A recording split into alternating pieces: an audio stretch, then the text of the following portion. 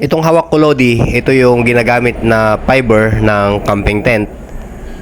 Ito ay pinagdudugtong para maglikha ng letter C para mapag-abot ang kabilang dulo mula sa lupa para tumayo ang inyong tent. Sa ngayon, Lodi, ayusin natin to o gagamitin natin sa ibang paraan. Itong hawak ko namang ito yung kaperaso ng antena na mataba. Parang rubber duck siya pero mataba siya, no? Ginagamit sa mga sasakyan nung araw. Ito yung nakagater. Kung nakakita na kayo ng mga old na sasakyan, ito yung hawak kong yun ay yun yung nakagater. Kung nakikita nyo yung dot na yan, Lodi, dyan ko umpisahan yung sukat para makakuha ako ng 20 inches. Kasi dyan ko ipapalusot yung unang elements.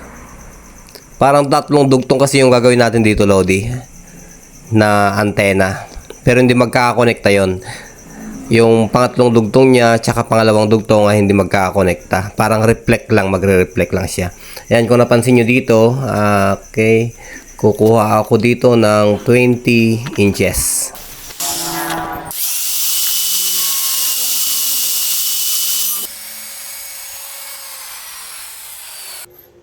Kung napansin nyo dito, Lodi, ay sakto yung thread ng lumang rubber duck dito sa butas nung fiber na gamit sa tent.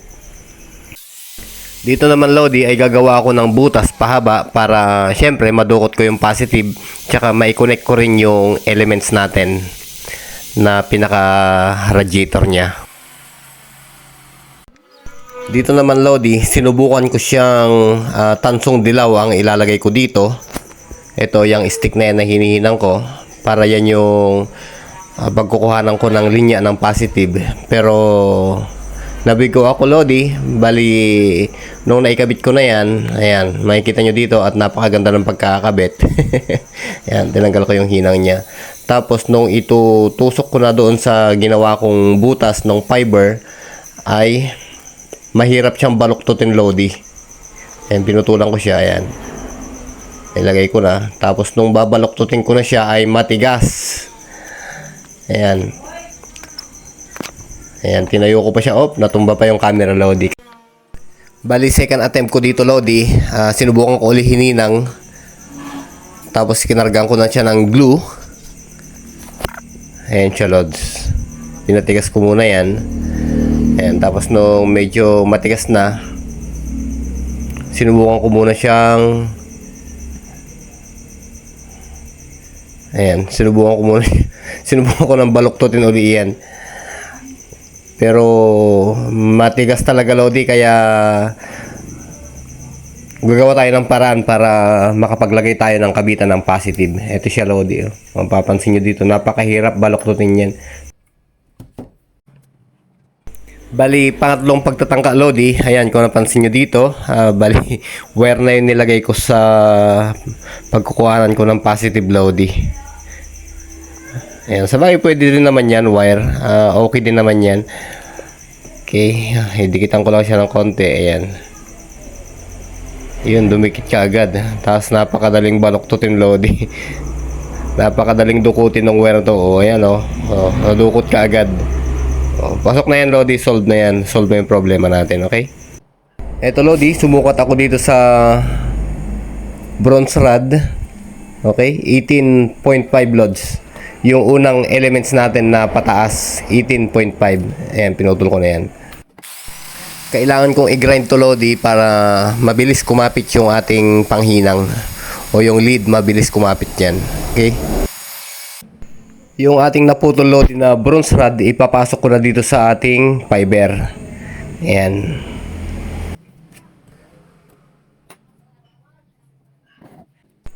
Ito naman siya ngayon, Lodi. Akin ang kakargahan ng tingga o hihinangan para pag nag-recoil ako mamaya, madali na lang akong magdikit ng mga gagawin kong loading coil niya. Dito naman, Lodi, bali, ayan. I-slicehan ko siya ng konti para magkaroon ng groove kasi papalibutan ko ng wire yan para mas maganda yung grounding. Ayan siya, Lodi, oh. Ayan. Papalibutan ko rin siya ng pinaka-spline niya. Diyan po pwesto yung kapiraso ng coil mamaya din. Magsisilbing ground.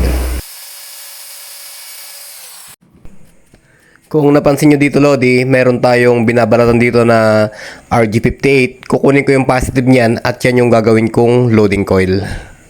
Okay? Itong plastic na to, ayan, tinatanggalan ko siya ng sanga. Dahil wala akong makitang diretsong plastic, Lodi, na ganito yung sukat, kaya ito na lang yung gagawin ko. Ayan.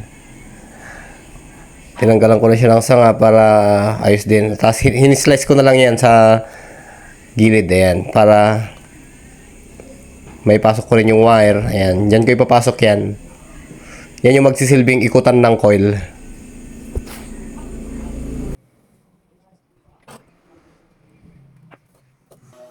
Itong unang attempt ko ng pagre-recoil, Lodi, ito yung design ng lumang CP22. May mga design kasi ng CP22 na ganito yung kanyang coil. Doon ko ibinase. Ayan, ipitin ko lang ito, Lodi, para hindi maghiwalay pagka hininang ko siya. Para fix siya doon sa ground ng lumang goma di pato yung connector niya. Ayan. Okay, yan, Lodi. Makikita nyo dito sa pagre-recoil ko dito. Yan, hinaan ko dyan. Okay.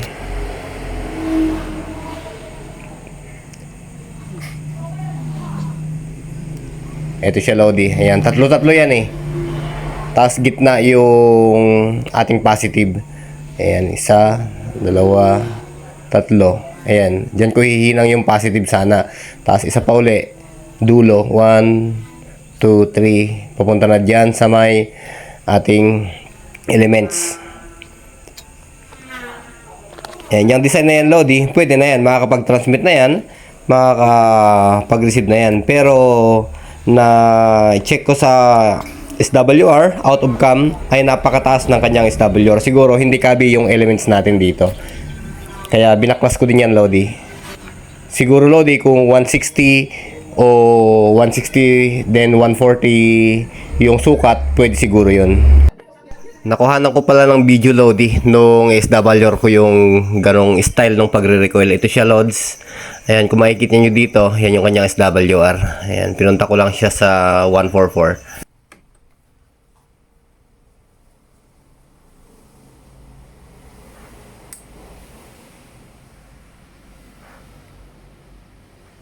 Bali, napakataas niya, Lodi. Red line siya. Okay, nasa 6 to 7 yung SWR. Ito, Lodi, makikita nyo, bali babakbakin ko yung coil niya na unang attempt ko na pagko-coil. Babakbakin ko na siya. Panibago, Lodi, balik tayo sa dating mga ginagawa natin na tuloy-tuloy ang ikot, tapos sa baba yung capacitor. Okay, bali ito, Lodi, panibagong loading coil tayo. Yung loading coil pala na design nito, Lodi, halos nakita ko rin ito doon sa mismong loading coil na ginagamit sa super gainer antenna. Yung mga matitigas na antenna, Lodi, ganito yung loading coil nila sa loob. At may capacitor din sila. Ayan. Sa dulo, Lodi, makikita nyo mamaya yung kung ilang ikot yan yung ginawa ko. Sabihin ko doon mamaya. Ayan siya, Lods. Bali, dire-diretso lang yan. Medyo maraming ikot din yan. Kung di ako nagkakamali. Mamaya, Lodi, doon sa dulo kung ilang ikot yan. Okay? Kung napansin nyo dito, ay binala ko na siya sa SWR para ma-actual ko siya na habang ginagawa ay mapipindot ko sa radio at mababasa ko sa SWR kung ilan ang SWR niya kung bumababa siya. Ayan siya, Lodi. Mamaya papakita ko rin sa inyo kung anong klaseng capacitor yan yung ginamit ko. Medyo blurry lang kasi yung camera ko eh. Ito siya, Lods. Yung SWR niya ngayon. Ayan, oh. Naglalaro na siya sa 1.7, Lodi. Yung kanyang SWR. Calibrate natin.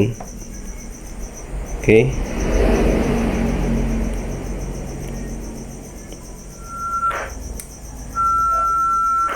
Ayan, 1.7, 1.8.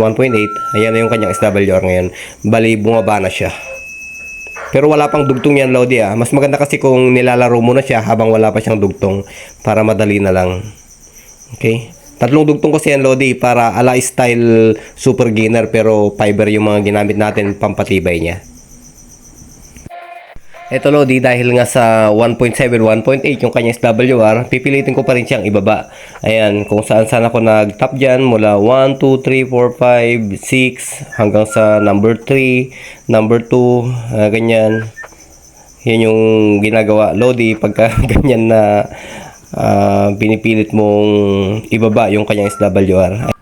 Ito, Lodi, kung napansin nyo, napababa ko yung kanyang SWR meter. Ayan. Pero pinutol ko yung kanyang wire dahil sobrang haba. Tapos nung ibinalik ko na siya, ito naging problema na naman natin. Makikita natin yung kanyang SWR nung pinutulan ko yung kanyang wire. Ay naging 5 siya uli, Lodi. Bumalik uli sa 5 yung kanyang SWR. Pero hindi naman tayo nawala ng pag-asa. Ayan uli. Naghahanap-hanap ulit tayo. Ayan. Okay, tapos gumawa ako ng balance Lodi sa likod. Yung hinihinang ko rin mamaya, makikita nyo. Ayun siya banda, Lodi. Gagawa ako ng balance dito sa likod niya.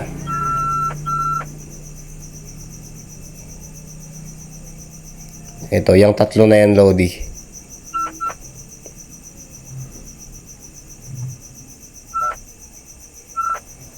Okay, susubukan ko muna siya, Lodi, Ayan. Balik kakargan ko muna siya. Itatap ko muna ibig kong sabihin, pagdidikitin ko muna yung tatlong erila ng yan. Okay. Bali tatlo, Lodi, yung ginamper ko dyan. Na coil niya. Tapos makikita na natin ngayon yung kanyang SWR pagkatapos kong ginamper yan. Okay, eto na siya ngayon, Lodi. Ayan, bumaba. Ito, Lodi, tinanggal ko na sa nakasalang kanina sa SWR para mapatibay ko na yung kanyang mga hinang. Ayan.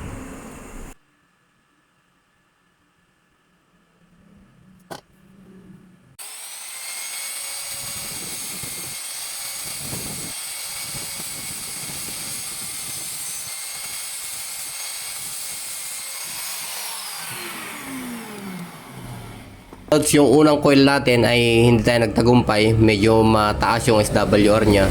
Pero dito, medyo nakakuha tayo ng mas maganda. Pero hindi pa natatapos dyan, may mga dugtong pa tayong ilalagay dito. Kung napapansin nyo to, gamit ito ng yung tent na fiber, yung para tumayo yung tent nyo, ito yung ginagamit. Ayan, fiberglass to. Okay, naka 11 rounds tayo dito na ikot na coil, tapos nag jumper tayo gawi dito. Ayan. Tapos 1, 2, 3, 4, 5, 6. Ayun, pang-anim. Ayan, kung dito tayo magbibilang 1, 2, 3, 4, 5, 6, pang-anim din. Pang-anim na coil, dito tayo nag-tap ng capacitor. Yung capacitor na kinuha natin ay letter S. Ayan. Check na lang, Lodi, kung meron tayong mahanap niyan, letter S. Pero mostly ginagamit yan sa mga filter ng UHF radio. Doon ako kumuha ng capacitor. Ayan, chinambahan ko lang yan, Lodi, na chambahan lang kasi ayaw mag-function yung 1 kV natin ayaw bumaba ng SWR. Kaya ayun, nakakita ko ng letter S na capacitor. Ayan, o number 5. Ayan, yan yung nilagay natin. Mamaya i-check natin pagkabuo na, pagka nalagyan na natin siya ng takip. Eto, ganito. Tapos pagka nailagay na natin yung kanyang extension, may extension pa dyan, Lodi, na ilalagay. Okay, may dugtong pa yan. Sa mga kasama natin nagdi-DIY, Lodi, basta kabisado nyo na yung pagko-coil ng mga ganito, madali na lang mag-DIY, mag-tap dito, mag-jumper, o kaya kung saan nyo ikakabit para mabasa yung analyze nya. Madali na lang yan. Ayan, yung gantong proseso, Lodi, ay ginagawa din sa Cygnus antenna yan. Yung mga binibili nating Cygnus na may mga coil, ginagawa din nila yan, nagja-jumper din sila dito. Ayan, para makuha nila yung tamang SWR nya, okay?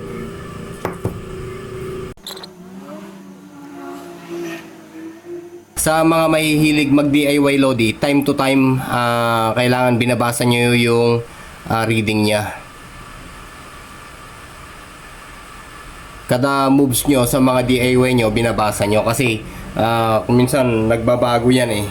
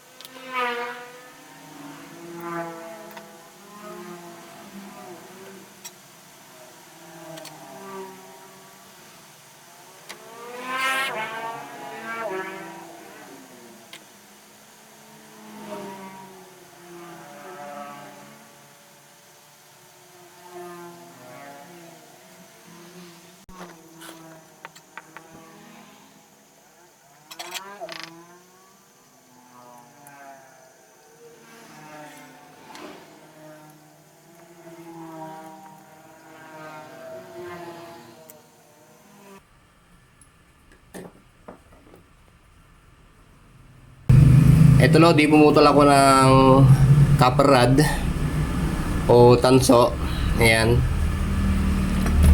Ang sukat nito, ito yung panggitna natin Lods, ano? Tatlong dugtong kasi yung DIY mobile antenna natin Lodi. Ayan, pumutol ako. Ito yung panggitna natin, which is nasa 22.5 Lodi. Ayan, 22 and a half. Tapos ito naman yung pangtaas natin. Ayan, pinakatuktok 16.5. Ayan, 16.5. Ito yung mga gamit natin. Ngayon puputol na rin tayo ng yung fiber. Ayan o, yung ginagamit sa pang camping na tent. Puputol na rin tayo nito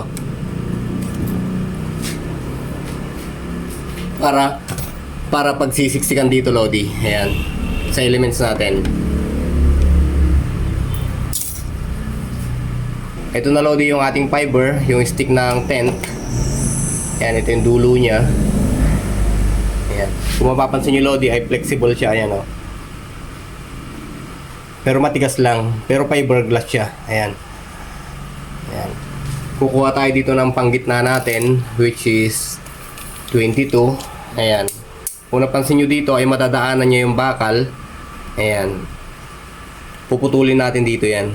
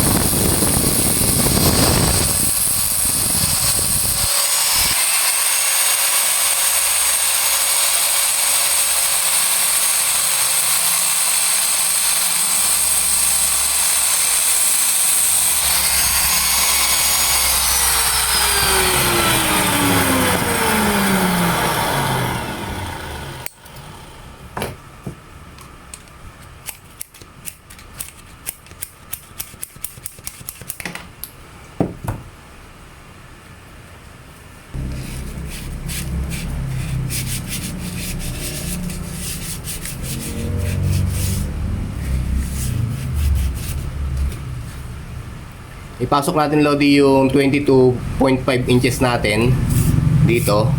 Ayan.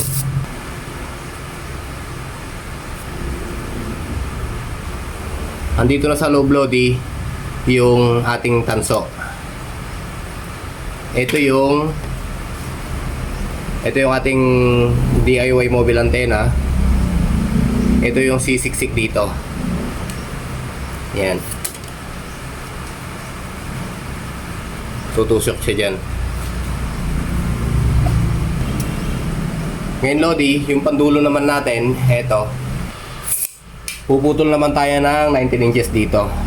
Ito, iwan natin to kasi ito yung magsisilbing tutusok ulit doon sa fiber na walang bakal. Ayan o. 19 inches Lodi yung puputulin natin dito. Okay. Ito siya.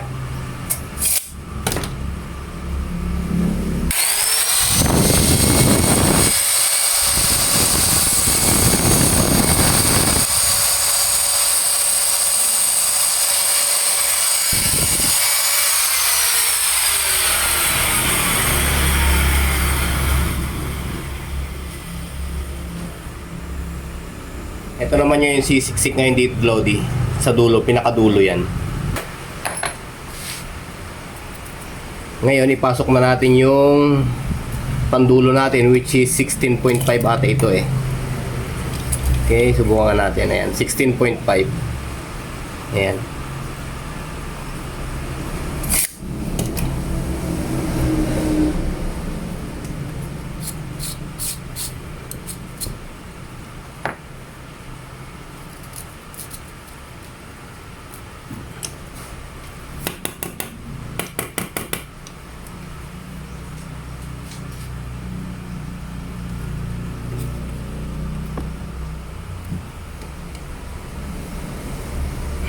Ito na Lodi yung ating DIY na mobile.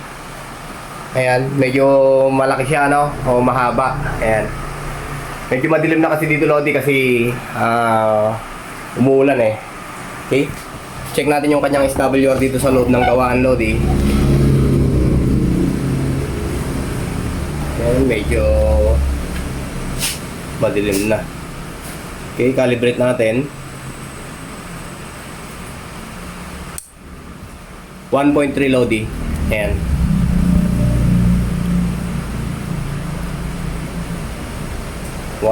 Sa high power Lodi yan ha.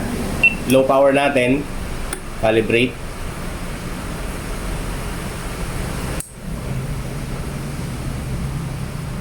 Nag 1.2 siya. 1.2.5. Ayan. Hindi na rin masama. Sa high power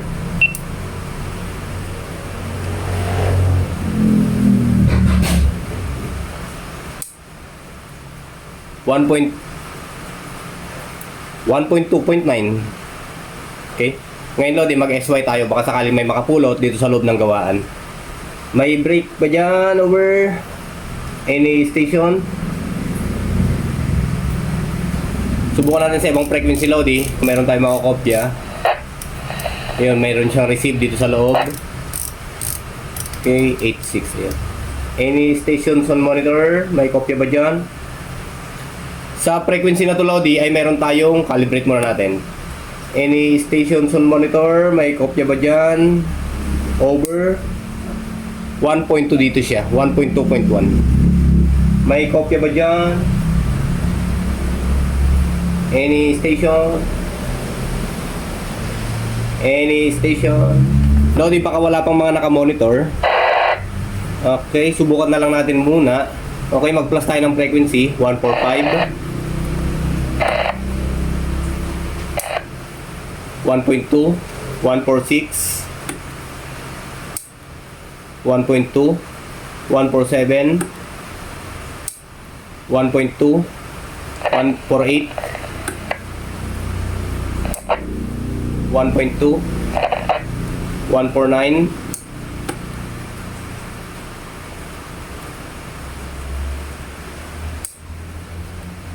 1.3, 150, 1.3.5, 151, 1.5, 152,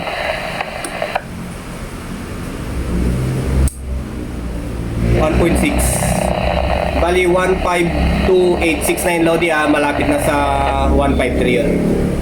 Calibrate 153.86, 1.8, 154, 1.9. Subukan naman natin sa 143, 14286. Calibrate 1.4, 1.3, 1.86, 1.1, 1.3, 1.4 na yan, oh. 1.486. Bumalik na tayo sa 1.486. May station pa ba dyan na nakamonitor? Over. Maulang hapon.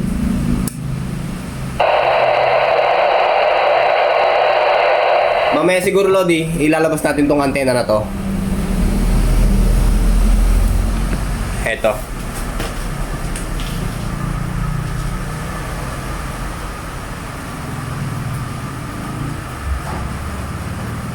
Ito, lilinisan pa natin yan, kalawang eh. Yan, oh.